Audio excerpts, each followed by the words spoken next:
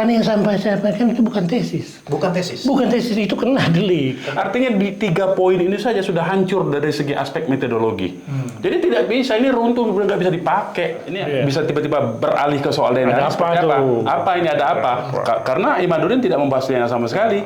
Ya sebetulnya ini propaganda menurut saya. Ini propaganda.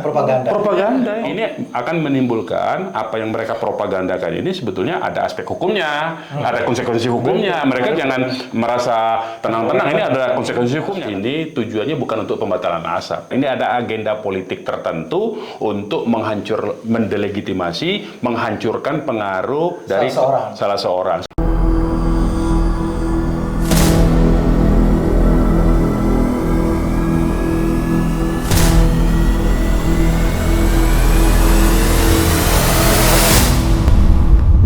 Assalamualaikum warahmatullahi wabarakatuh. Waalaikumsalam warahmatullahi wabarakatuh. Kembali lagi di YouTube channel Halo Pengacara. Apa kabarnya sahabat Halo Pengacara? Semoga selalu dalam keadaan sehat walafiat. Dan kembali pada kesempatan kali ini Halo Pengacara akan memberikan ulasan hukum terkait dengan isu-isu yang sedang viral di masyarakat yang menjadi perbincangan atau polemik di masyarakat baik di media massa maupun di media sosial. Dan pada kesempatan kali ini sudah ada teman diskusi atau bisa dikatakan narsum yang luar biasa. Yang pertama Bang Dr. Abdul Khoir Ramadan. Ini pakar hukum, pakar teori hukum dan juga metodologi hukum gitu ya Bang ya? Iya. Yang kedua nggak usah saya kenalin lagi, juga beliau Udah mantap. pakar hukum juga yang akan mengulas satu isu hukum yang sedang ramai dibicarakan di masyarakat Bang. Menjadi polemik. Tepatnya fenomena dan fenomenal tentang polemik nasab Ba'alawi begitu Bang. Yang jadi pertanyaan pertama nih Bang kepada Bang Dr. Abdul Khoir Bang. Ini kan yang menjadi dasar ramainya atau menjadi viralnya tentang perdebatan nasab ini adalah terkait dengan penelitian Bang yang dilakukan atau disebutnya dengan tesis begitu, disebut dengan tesis yang mengatakan bahwa klaim atau nasabnya Ba'alawi ini tidak terkonfirmasi dengan zuriatnya Nabi Muhammad SAW, atau bisa dikatakan Ba'alawi ini bukanlah keturunan dari Nabi Muhammad SAW. Ini didasarkan dengan tesis. Nah, kalau Abang melihat ini sudah menjadi, ini nggak bisa dikatakan sebuah penelitian yang berdasarkan hukum nggak gitu Bang? Atau berdasarkan ilmu lah gitu ya, soal hukum ya gitu. Ya, terima kasih. Kalau kita bicara tesis, itu kan dari kata tea. Tea itu teater. Suatu hal yang dipertunjukkan. Teater kan dipertunjukkan. Tapi dalam kehidupan dunia akademik yang tentu ilmiah, tesis itu teori. Jadi teori itu yang melandasi penelitian. Tanpa ada teori, landasan teori, itu tidak ada penelitian. Hasil penelitian maksudnya. Dan itu terkait dengan pertanyaan atau pernyataan masalah. Kalau di hukum itu ada dasolen, daset, nah itu ada gap. Nah masalahnya apa? Penelitian yang jadi masalahnya apa? Nah masalah itu harus konsisten, harus dijawab ketika seorang melakukan penelitian dengan landasan teori. Pertanyaannya, apa landasan teori yang dibangun, yang didasari? Ada teori-teori tertentu, misalkan teori tentang sejarah, teori tentang keturunan terkait ras dan etnis itu bagaimana? Apa muatan teori yang dikandungnya? Dan teori itu harus jelas, harus diterima umum. Yang kedua, teori itu bersinggungan dengan metodologi. Nah, metodologi itu ada dua rezimnya, pendekatannya, jenisnya. Apakah normatif atau yuridis. Tapi pendapat yang umum mengatakan, kalau dia hanya normatif itu setengah ilmiah. Kalau hanya empiris itu pun setengah ilmiah. Jadi, penelitian yang ilmiah itu adalah yang logiko, hipotetiko, verifikatif. Maksudnya apa? Logiko itu deduktif. Hipotetiko ada hipotesa, ada asumsi. Ada verifikatif, ada empiris. Jadi penelitian itu secara ilmiah harus deduktif, harus ada hipotesis dan induktif, empiris dan normatif. Kedua, hal ini menyangkut dengan bangunan dari penelitian itu. Di samping teori yang dibangun yang didasarkan. Teori ini diterima secara umum. Itu harus ada. Kalau ini tidak ada, bagaimana dikatakan teori? Nah, sekarang teori itu tentu harus dengan adanya penelitian dan adanya di dunia kampus. Apakah universitas atau sekolah tinggi? Apakah pendapat itu yang didasarkan dari hasil kesimpulan yang berupa tesis itu pernah diujikan? Orang itu pernah tercatat sebagai mahasiswa pasca sarjana. Tentu sebelumnya S1. Kalau dia belum S1, tiba-tiba saya mengklaim saya punya tesis lah. Tesisnya dari mana? S1 dulu gitu ya? S1 dulu. Nah, setelah itu ada disertasi. Disertasi itu juga teori. Nah, teori itu adalah menjelaskan suatu permasalahan dengan mengambil berbagai macam teori-teori sehingga saya punya teori dapat memperkuat teori yang lama, atau saya menggabungkan beberapa teori menjadi satu, atau saya menolak teori, saya membuat teori baru. Dan ini tidak mungkin di S2, itu ada D3. Kalau D3 kita bisa membuat teori baru, tesis baru. Tapi itu harus diuji dan tentu di sini alasan utamanya bukan untuk kepentingan pribadi, itu untuk kepentingan akademik. Dilandasi dengan dua hal, kejujuran dan kepatutan. Sepanjang itu jujur dilakukan, berbasiskan teori, berbasiskan metodologi, dan pantas. Kalau tidak pantas, tidak jujur, itu tidak. Dalam dunia akademik itu ditolak. Itu. Kalau Abang melihat video-video yang sudah menampilkan seseorang yang memang mengeluarkan tesis itu gitu ya, apakah Abang bisa mengkualifikasikan bahwa tesis yang disampaikan itu memang tesis yang sudah sesuai dengan apa yang tadi katakan metodologi dalam ilmu hukum, begitu Bang? Kalau saya bukan pasca sarjana. S1 pun tidak. Apalagi S2 atau S3. Saya bilang, saya punya tesis. Terus, saya berpendapat. Pendapat saya ini saya viralkan. Saya sebarluaskan, baik tulisan maupun saya berpidato, berceramah, atau mengungkapkan di muka umum yang dapat didengar orang. Tetapi, pada akhirnya itu dapat menimbulkan guncangan. Tepatnya kerusuhan di masyarakat. Berarti di sini saya patut menduga atau patut mengetahui ada hal itu, terjadinya kerusuhan di masyarakat. Kenapa? Karena saya menyampaikan berita atau pemberitaan bohong. Karena yang saya sampaikan itu bukan tesis. Bukan tesis? Bukan tesis, itu kena delik. Kena delik, ya. Oke Bang, sebelum sampai kena delik, saya ingin tanya dulu sama Bang Munarman. Bang Munarman, yang menjadi klaim dari tesis ini ada kan menyatakan bahwa nasab Ba'alwi ini ya, yang tersambung dari Alwi bin Ubaidillah, yang kemudian Ubaidillah katanya juga bersambung dengan Ahmad bin Isa. Gitu. Yang menjadi klaimnya itu kan salah satunya bahwa Ubaidillah ini bukan merupakan anak dari Ahmad bin Isa, gitu. Itu satu hal. Yang kedua, kemudian dari sisi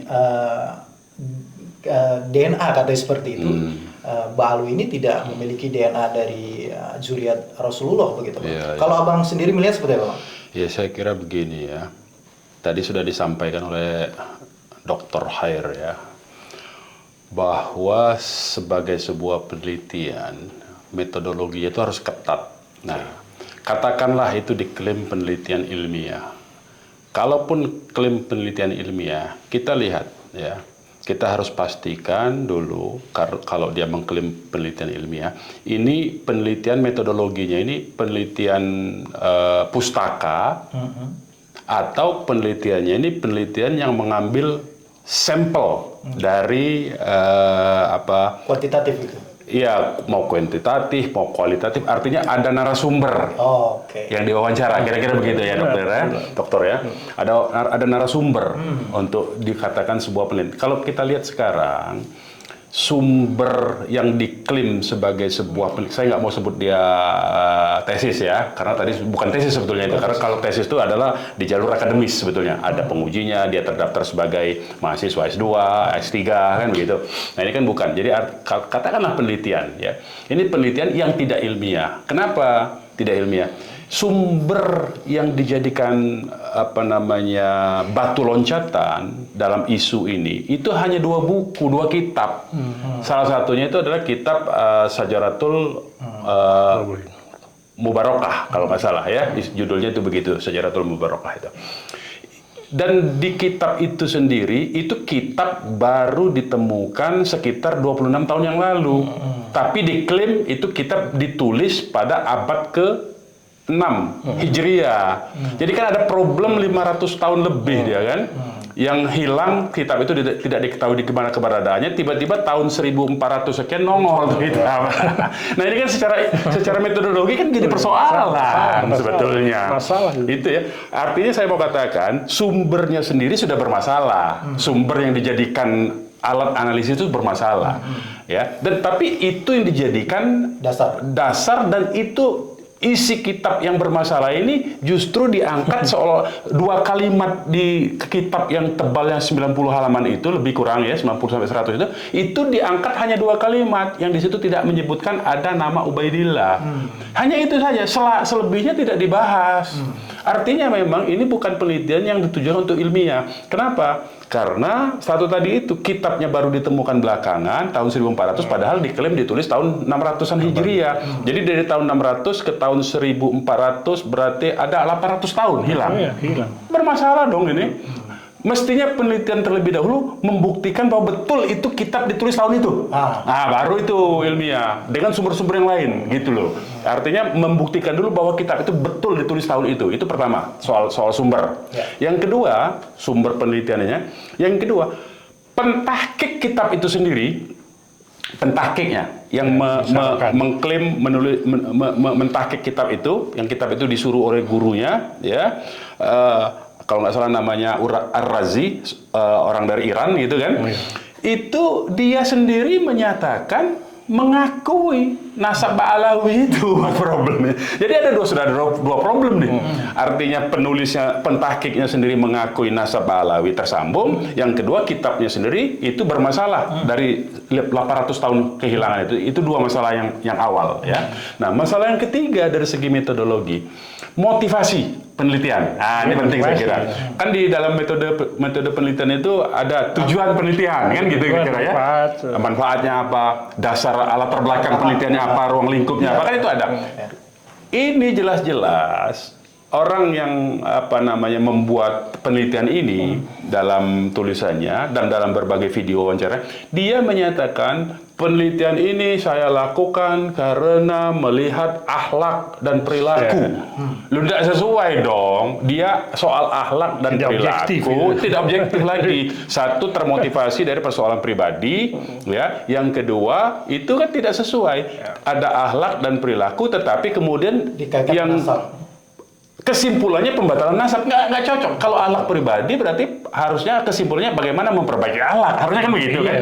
Biar konsisten kan? Itulah konsisten dalam konsistensi ilmiah, disebut konsistensi akademik. Artinya di 3 poin ini saja sudah hancur dari segi aspek metodologi. Jadi tidak bisa, ini runtuh, nggak bisa dipakai, nggak bisa digunakan, nggak bisa dipegang ini, karena motivasinya sudah tidak benar. Ya, yaitu dari persoalan akhlak melompat ke soal nasab. Yang kedua, sumber informasi itu hanya literatur dari 2 buku. Ya. Yang ketiga, buku yang dijadikan literasinya itu sumber penelitian bermasalah. Nah, jadi 3 hal itu aja sudah kerontok dari segi ilmiah. Nah, ini ada aspek lain yang mungkin akan kita bahas di sesi berikutnya. Jadi tiga itu dulu nih, 3 poin dulu nih, penting nih. Ya. Harus kita, artinya pembatalan ini bukan pembatalan dari penelitian ini bukan karena sentimen, tapi karena metodologinya sendiri hancur lebur sebetulnya, rapuh ini. Itu saya kira. Subjektif juga kan? Subjektif, sangat subjektif kalau itu. Karena dia kan hanya marah melihat perilaku akhlak kan begitu. Itu sebetulnya ada unsur H2O. Kalau dari hasil ya. Kalau dengan tadi yang disampaikan sampaikan sama Bang Munarman nih Bang ya, ada 3 persoalan dalam dasar metodologi. Dengan metodologi itu Bang. Iya. Bagaimana kemudian ahli teori ini melihat itu Bang? Ya begini, saya bikin tesis, saya bikin disertasi. Itu saya harus mencantumkan kebaharuan penelitian. Ada penelitian terdahulu. Nah, teorinya apa yang dibangun, metodologi bagaimana, saya bagaimana teorinya, metodologinya bagaimana. Penelitian darunya ada tidak?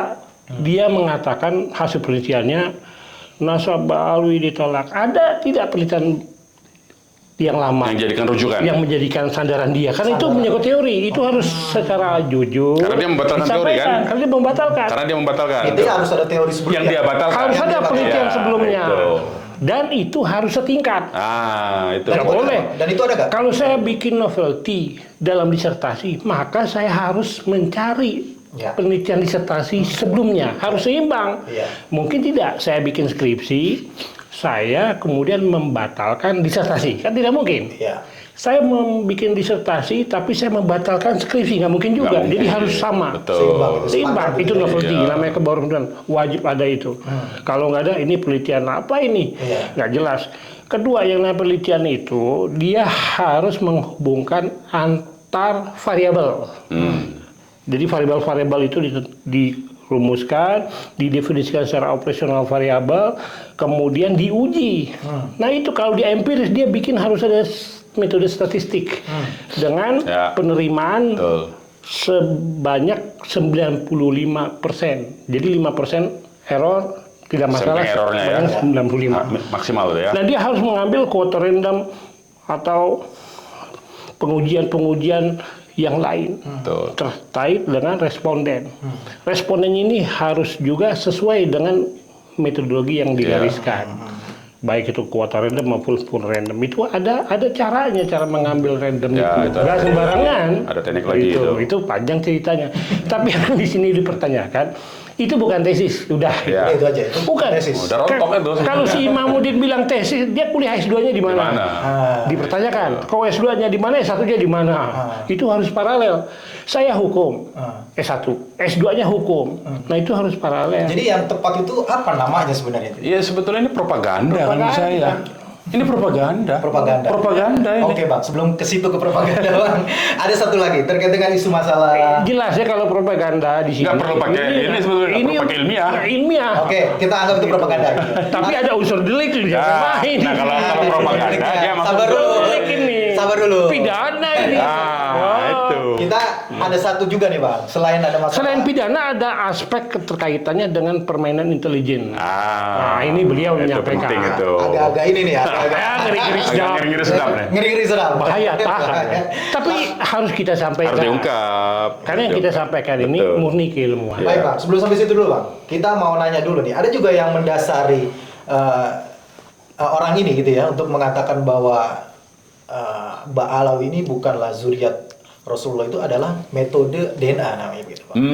Iya bang ya. Versinya Iya, itu. Versinya Soal begitu. DNA. Nah, Bang Oke. Munarman kan pasti mengerti ya tentang apa itu DNA dan segala macam Ya. itu bang. Yang mengatakan bahwa kalau yang zuriat Rasulullah itu kebanyakan J1 begitu kan. Kemudian Haplogrupnya. iya, kalau yang dari Yaman Balawi ini G gitu. Iya, iya, Sehingga iya. tidak mungkin, bahkan ada salah satu ahli mengatakan mustahil bahwa Balawi ini adalah keturunan Rasulullah SAW. Katanya begitu. Iya. Nah, abang melihat emang untuk bisa mengatakan DNA dijadikan pegangan. pegangan bukti bahwa memang dia itu keturunan Oke. Rasul itu bisa nggak? Kita begini dulu. Secara logika nih bang. Iya ya, kita jawab dulu. Dari apa yang diklaim oleh pihak yang meneliti soal nasab, ya, yaitu yang bernama Imaduddin, itu dia tidak memasukkan unsur DNA. Nggak ada, dia cuma 2 buku tadi, Sajaratul Mubarakah sama satu buku saya lupa. Bukan tentang DNA. Bukan tentang DNA, nggak ada. DNA nggak dibahas di situ. DNA ini kemudian masuk baru sisipan, susupan, dan sisipan. Iya. Di tengah perjalanan isu nasab, dia tiba-tiba masuk dari orang-orang lain. Ya, disitulah poinnya nanti kita akan bahas. Ini bisa tiba-tiba beralih ke soal DNA. Ada Seperti apa apa? tuh? Apa ini ada apa? Karena Imaduddin tidak membahas DNA sama sekali, nggak ada. Nah, kalau soal DNA, pertanyaan pentingnya, memang secara klaim dari pihak ilmu pengetahuan, DNA ini bisa melacak asal usul dari manusia. Iya. Tetapi juga ada penelitian ini, saya barusan baca ini ya. Ini nih, isinya begini nih. Bahwa dalam penelitian diketahui bahwa manusia memiliki kesamaan DNA dengan spesies lain seperti orangutan, simpanse, gorila, bonobo. Ini sama nih, setidaknya lebih dari 90% DNA loh. Jadi kalau patokannya DNA, Berarti kita ini sama keturunan monyet dong, gorila, simpanse. Nggak mau. Nggak bisa, beda. Kalau berpedoman pada DNA ya. Nah, itu persoalan. Ini bukan main-main, ini yang melakukan penelitiannya ini Vance de Waal namanya, ilmuwan yang mengkhususkan diri meneliti primata dari Emory University di Atlanta, Amerika Serikat. Jadi berbahaya saya kira ini kalau kita berpegangan pada DNA, karena yang kedua persoalannya ya, yang kedua, siapa peneliti atau hasil sampel DNA dari zaman Nabi Ibrahim atau Rasulullah SAW? DNA mana? Contoh sampel yang pernah diambil? Nggak ada. Bagaimana? Yang diambil tuh manusia zaman sekarang, diambilnya, dikumpulkan. Yang hidup zaman sekarang nih, sejak ilmu DNA ditemukan, diteliti, ya. Kemudian dikelompokkan, oh ini sama nih. Yang di atasnya itu iya. Yang di atas, tapi kan di atasnya Nabi tidak ada Ibrahim, sampel Ishak, DNA. Tidak ada sampel DNA. Ini 95%, 90-50% ini sama dengan simpanse gorila. Karena sampel simpanse yang sekarang diambil, sampel manusia sekarang diambil. Dicocokkan 95% samanya. Iya. Tapi kalau penelitiannya tentang keturunan kita, asal muasalnya, manusia yang di atas generasi kita dulu itu, yang ribuan tahun di atas kita tuh sampelnya dari mana? Bagaimana cara Itu pertanyaan penting loh ini secara ilmiah. Cara ngambilnya gimana? Cara ngambil DNA itu bagaimana sehingga bisa dikelompokkan seolah garis keturunannya dari manusia yang ini, dari keturunan. Nggak bisa. Kalau ada pernyataan dari si peneliti itu terkait dengan ada kromosom Y yang katanya bisa sampai mendeteksi DNA sampai dengan ke Nabi Adam. Setahu saya itu hanya penelitian sebuah perusahaan, dan perusahaannya itu perusahaan yang berada di Amerika. Sperma itu, kalau kromosom Y. Kalau kromosom Y dengan X itu adalah wilayah penelitian dari segi sperma, dan itu dunia kedokteran. Tapi itu balik lagi, apakah pernah diteliti kromosom dari nenek moyang kita yang di atas, yang haplogrup J, haplogrup G, haplogrup J1 itu? Generasi di atas kita itu siapa yang diambil sampelnya untuk memastikan bahwa yang sekarang ini, oh ini yang terjadi setahu saya ya, yang saya baca cari informasi ya, karena kan mereka juga pakai internet nih soalnya informasi haplogrup itu internet semua itu nggak bisa.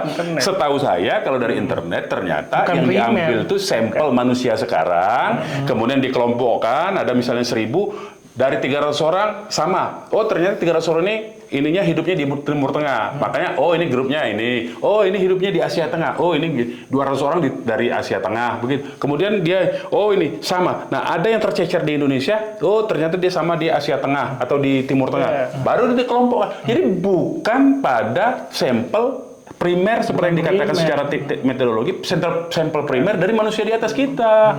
Enggak. Jadi sebetulnya gugur juga itu ini, dan DNA pun juga teori kalau dia mencoba untuk melacak manusia di atas kita, nenek moyang kita. Itu teori, kecuali kalau mereka bisa mengambil sampel yang betul-betul misalnya diklaim keturunan dari Bani Israel misalnya. Ya harus diambil yang Bani Israel, yaitu Nabi Yakub, Nabi Daud, Nabi Sulaiman, harus diambil semua.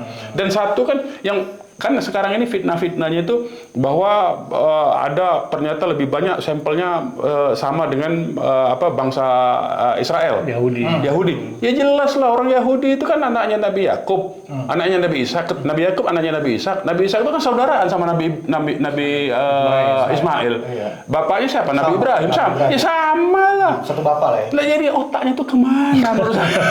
Jadi tidak lebih ini propaganda menurut saya akhirnya. Apa di balik itu semua, Bang? Ya, yang menjadi pertanyaan adalah apa di balik itu? Karena seperti yang dinyatakan oleh si peneliti ini, Bang, di dalam podcast dia mengatakan bahwa dasar atau latar belakang dia meneliti itu adalah dengan mencari di Google 2 orang, Habib Rizik Syihab dan Habib Bahar. Hanya 2 itu aja yang motif yang menjadi penelitian. Dasar penelitian dia. Apa, Bang, sebenarnya Abang lihat di balik ini semua? Kalau saya, ini ada sponsor dari State Intelligence. Saya nggak nyebut lembaga ya. Ini ada sponsor dari State Intelligence Sponsorship. Ya, di balik ini semua isu ini, tujuannya tidak lebih dan tidak kurang. Ini begini, ini kita tahu sejak 2016 ini kebangkitan umat Islam ini kan luar biasa, ya kan?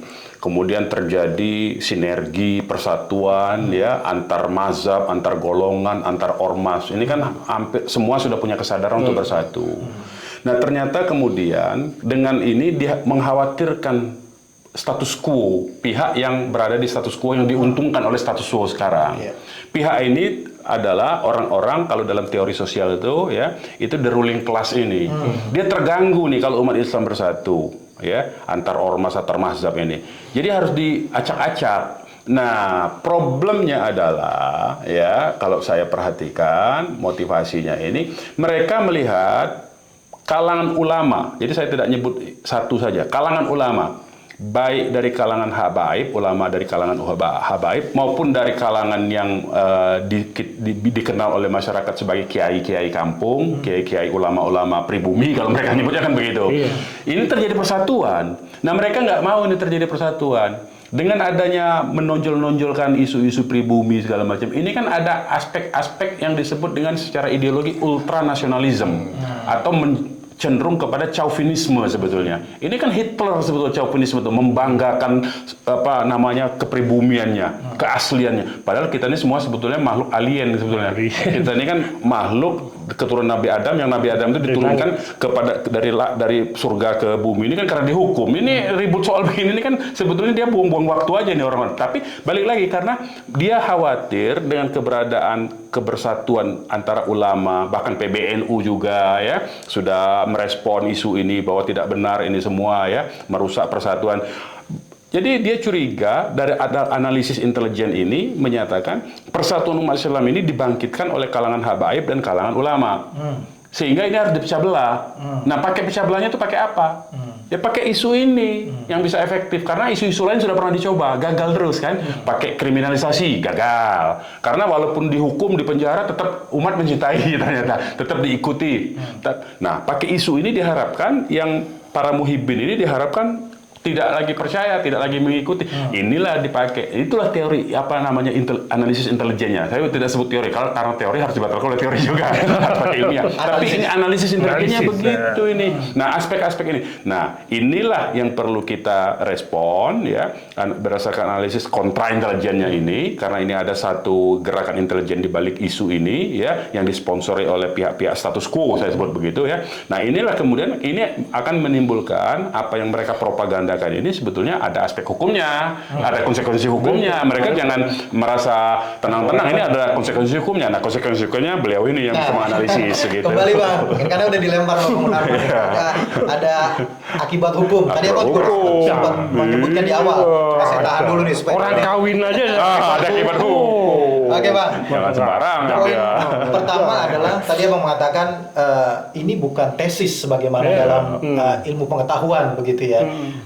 Abang menyebutnya ini propaganda. Propaganda, nah, jelas. Dari segi aspek hukumnya Bang, apa implikasi hukum dari sebuah pernyataan yang sudah dimunculkan di publik, kemudian disiarkan, ditransmisikan ke berbagai media begitu, kemudian menjadi polemik di masyarakat, bahkan Abang menyebutnya sudah ada kerusuhan begitu ya.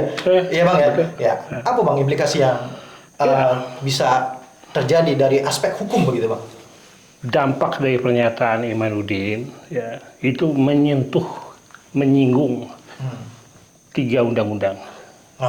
Yang pertama KUHP baru yang diberlakukan tahun 2023, berlakunya 2 Januari 2026. Dikit lagi nih ya, 8 bulan lagi nih. Itu tepatnya di pasal 263. Itu ada 3 ayat, 1, 2, 3. Nah, ada 2 pasal, 263 ayat 1, ayat 2, dan 264. 263 itu dan 264 inilah yang norma baru yang sejatinya telah ada sebelumnya dalam Undang-Undang Nomor 1 Tahun 1996 tentang Peraturan Hukum Pidana, tepatnya di pasal 14 dan 15. Ini sudah dibatalkan sesuai dengan pasal 622, tapi dimasukkan di 263. Jadi pasal 14 jadi 263, pasal 14, 264, 15. Nah, 263 itu 2 ayat. 2 ayat. Nah, berita bohong ini. Jadi, berita bohong ini, kalau ayat pertama itu, seseorang itu menyiarkan atau menyebarluaskan berita atau pemberitahuan yang sepatutnya orang itu mengetahui bahwa pernyataannya, pemberitahuannya itu adalah bohong yang menimbulkan kerusuhan di masyarakat. Ayat 2-nya pasal yang sama itu bukan diketahui bahasanya, dapat diduga. Jadi kalau yang ayat pertama itu pasti dengan maksud. Karena well and written, mengetahui Itu sengaja dengan maksud ya. Maksud. Tapi kalau ayat kedua Kemungkinan. itu dolus eventualis atau dolus erectus, patut diduga. Perbuatan dikendaki akibat tidak dikendaki, tapi secara pasti atau secara kemungkinan terjadi, dia juga harus bertanggung jawab. Nah ini yang dikenakan Habib Rizik. Pada saat itu. Pasal 14 dan 15, tapi 14 yang dikenakan diterapkan Rizik, tapi hakimnya itu manipulasi. Dia itu mengambil bahan pendapat hukum dari skripsi. Saya cek, ini bagaimana konsekuensi dolus directus dolus eventualis yang dikutip dari Fakultas Hukum Sarjana Hukum di Sumatera Utara, itu tidak ada literaturnya. Jadi dia copy paste, persis bahasanya dari S1, tapi saya cek kalimat itu tidak diketemukan dalam kitab hukum. Nggak ada. Jadi itu pendapat si pembuat skripsi. Iya, maksudnya diambil dari pertimbangan hakim. Hakimnya plagiat. Nah, jadi jelas kalau yang kedua, ayat kedua itu patut diduga. Jadi bisa sadar kepastian, bisa sadar kemungkinan. Tapi yang menarik, kalau pasal 263 ayat 1 itu dia delik material, harus menimbulkan akibat. Ada akibatnya dulu. Harus menimbulkan. Tapi kalau ayat 2 itu dapat menimbulkan. Berarti ayat 2 ini bukan material, dia formil. Karena dapat itu belum harus terjadi. Potensi itu udah kena. Nah, kalau ayat pasal 264 ini bahasanya menyebarkan berita atau pemberitahuan yang terkait dengan berita atau pemberitaan itu tidak lengkap, tidak pasti, berkelebihan, sama menimbulkan kerusuhan. Nah ini kan tiga ini kan sebenarnya baru berlaku di 2026 Februari. Yang sekarang yang bisa diterapkan, Bang? Kalau yang Undang-Undang Nomor 1 kan tidak dapat lagi diterapkan, sudah dibatalkan. Kalau ada pembatalan, ada pembatalan, ada undang-undang baru yang digunakan adalah yang paling menguntungkan. Yang paling menguntungkan ya di KUHP baru karena ancamannya lebih rendah. Kalau yang lama tuh 10 tahun tuh. Pasal 14 ayat 1. Nah, yang sekarang 6. Nah, sekarang di pasal 264 itu dia menyebarkan berita yang tidak pasti, tidak lengkap, berkelebihan. Sama dengan berita bohong. Itu dulu. Di mana letak kebohongannya? Kebohongannya tadi. Banyak sudah tadi. Suatu pernyataan yang bukan tesis dianggap tesis. Data penelitian yang tadi disebutkan oleh Bang Gunawan hanya 2 kitab. Ini terkait dengan data penelitian. Primer, sekunder, tersier. Kalau hanya dari virtual research, dari virtual atau dari internet, itu diragukan juga sebenarnya. Dia mesti dapat data itu aslinya. Langsung. Ya, nggak boleh dia plagiat itu. Kalau saya membaca buku itu ada di internet. Saya harus cross check apakah yang dimasukkan di buku itu sama dengan aslinya. Buku aslinya. Iya dong, buku asli. Sehingga dia bukan primer, bukan pula yang menjadi data langsung. Data langsung itu yang didapatkan di lapangan. Primer itu yang buku asli ya? Nah, data primer itu kan ada bahan hukum. Kalau kita bahan hukum primer, sekunder, tersier. Nah, kalau data primer dia harus cross check ke lapangan, ada responden, ada populasi, diambil sampel, dan itu ada perhitungannya. Tapi kalau dia data sekunder, buku-buku itu yang sahih, yang jelas. Bahkan kalau sekarang buku-buku itu harus buku-buku yang terbaru kalau dia mengutip. Tapi kalau buku terbaru mengutip pendapat buku yang lama juga dia harus cek. Cross check lagi, benar tidak? Problem tadi itu. Saya mengutip buku Anda, tapi Anda mengutip buku yang lain. Buku itu Anda cek lagi. Nah, sementara ini bukunya 800 tahun hilang. 800 tahun, ada nggak buku yang lama itu? Baru muncul tadi. Tiba-tiba ada buku yang sekarang, buku yang ada kitab sekarang menyatakan kitab yang lalu. Mana kitab yang lalunya? Itu loh. Seperti itu ya. Jadi harus dicek juga begitu. Harus. Kitab aslinya. Klaimnya itu adalah berita bohong. Nah, sekarang kontennya. Kontennya itu mengenai pasal 28. Undang-undang ITE ini. Undang-undang ITE. Ayat 2 dan 3 Undang-undang ITE yang terbaru. Yang perubahan kedua Undang-undang 11 2008 tentang ITE. Itu kan ujaran kebencian. Yang ditujukan kepada seseorang atau kelompok. Mengandung ujaran kemusuhan atau kebencian yang didasarkan atas atasnya ini bisa agama, kepercayaan, ras, etnis, termasuk golongan sudah dihilangkan. Udah dihilangkan. Termasuk Ras, penyandang ya? disabilitas. Etnis ya. Nah, dalam kasus ini ras dan etnis. Ras dan etnis ya. Oke. Dan itu menimbulkan kebencian atau permusuhan. Tentu kan ada yang merasa. Tapi ini delik umum, bukan delik aduan sebenarnya. Yang menjadi unsur dari ujaran kebencian itu apa kalau dalam perkara ini misalkan? Ya kan itu disampaikan melalui informasi elektronik. Sistem elektronik itu bisa informasi elektronik, bisa dokumen elektronik. Jadi kalau saya bikin buku, saya masukkan, saya transmisikan, saya distribusikan, itu dokumen elektronik. Tapi kalau saya bicara menggunakan media informasi, sistem informasi, itu informasi elektronik. Tapi di dalam kontennya ada unsur kebencian, ada unsur permusuhan. Di sini ditekankannya itu adalah ungkapan mengajak, menghasut, memfitnah. Itu kena. Kalau dia mengajak untuk tidak mempercayai, menghasut untuk tidak mempercayai, dan memfitnah, itu dikena. Habaib tidak ada. Dari Ba'alwi, itu menghasut, mengajak itu. Ba'alwi itu tidak ada, bukan tidak ada. Zuriat Rasulullah. Iya. Itu hasutan. Habaib yang dari Ba'alwi itu tidak ada. Itu batal. Setelah saya melakukan penelitian, padahal penelitiannya bukan cuma tesis, 2 kitab. cuma 2 kitab, ya kan? Nggak ada empirisnya itu. Terus ditambahkan lagi ada yang bilang turunan Yahudi. Ya, itu memfitnah. Fitnah itu. Itu jelas menimbulkan kerusuhan di bukan dunia siber, tapi di dalamnya tak ada, nggak ada. Itu si Kori, itu kan dipersekusi, dibalang di Jember, itu kerusuhan. Jadi kerusuhan itu bukan hanya hingar-bingar banyak orang, tidak, itu mengancam ketertiban umum, mengganggu keamanan, itu tidak masuk. Akibat apa? Akibat pernyataan itu. Nah, di sini dia harus menimbulkan secara pasti. Udah ada contohnya. Tapi kalau yang ayat 2-nya itu dapat menimbulkan, tidak harus terjadi keributan kerusuhan itu. Nah, ayat 3-nya pasal yang sama itu tentang kebohongan yang dilakukan dengan sistem informasi. Dan ketiga itu Undang-Undang 40 tahun 2008 tentang penghapusan diskriminasi ras dan etnis. Ada lagi. Itu 5 tahun. Ini bukannya berlapis nih, triple. Jadi, dan ini tidak pidana umum ini. Kalau yang pidana umum. Itu pasal 4. Tanpa perlu ada laporan pun. Nggak perlu delik umum ini. Bukan delik aduan, bukan delik gitu.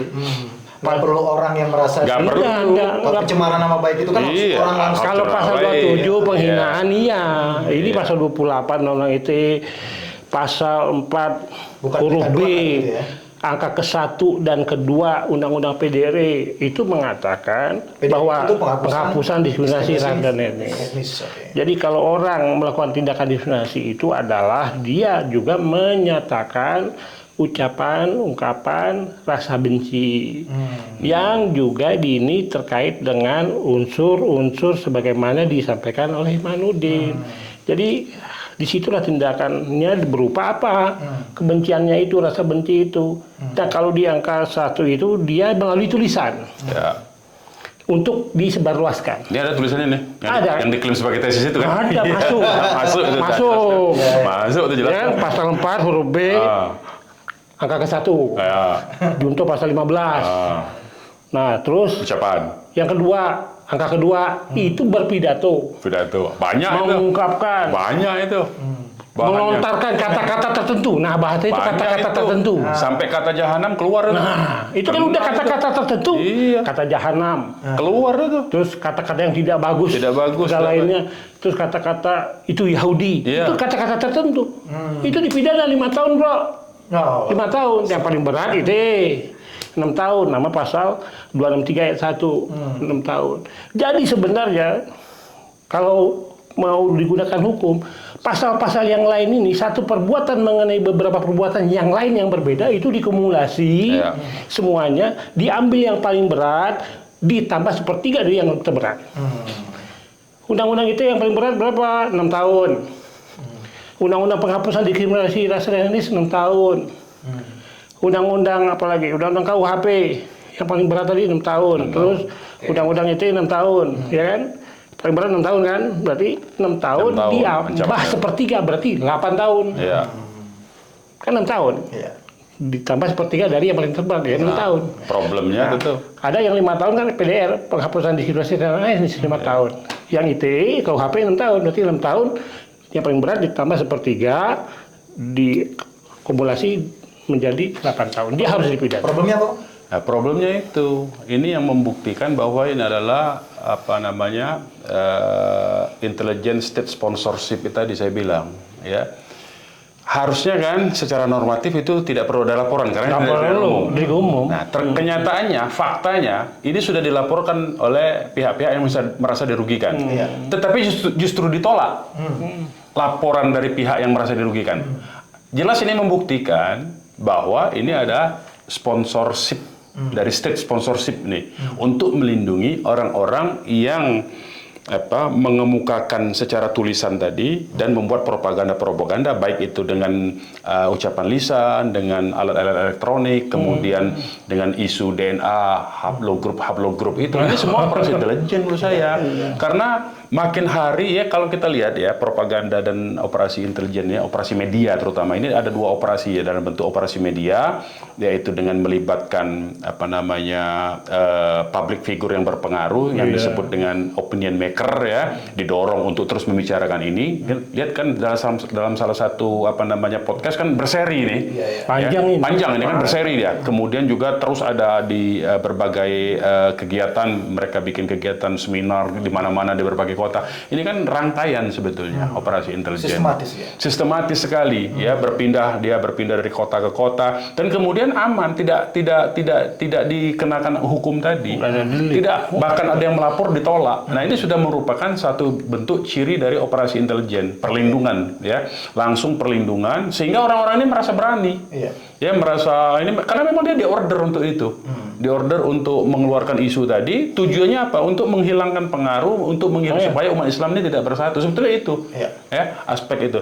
Nah, itu tadi satu buktinya bahwa isu ini panjang sudah 2 tahun nih. Ya dibikin laskar jihad segala macam. Iya, untuk pembela. Kemudian ada isu membenturkan isu pribumi dengan pendatang segala macam ya. Tapi yang pendatang yang disebut itu adalah saudara-saudara kita dari yang mereka sebut dengan Yaman dan Timur Tengah segala macam ya. Nah, jadi memang ada upaya-upaya untuk membuat situasi di negara kita ini menjadi terpecah belah sebetulnya. Nah, yang ketiga menurut saya buktinya itu operasi intelijen ini itu secara dukungan media itu tidak berhenti, terus-menerus. Bahkan ada salah satu majalah yang cukup terkenal kritis pernah berbelok terlibat dalam isu ini juga. Jadi menurut saya ini operasi medianya luar biasa. Ya, operasi medianya luar biasa.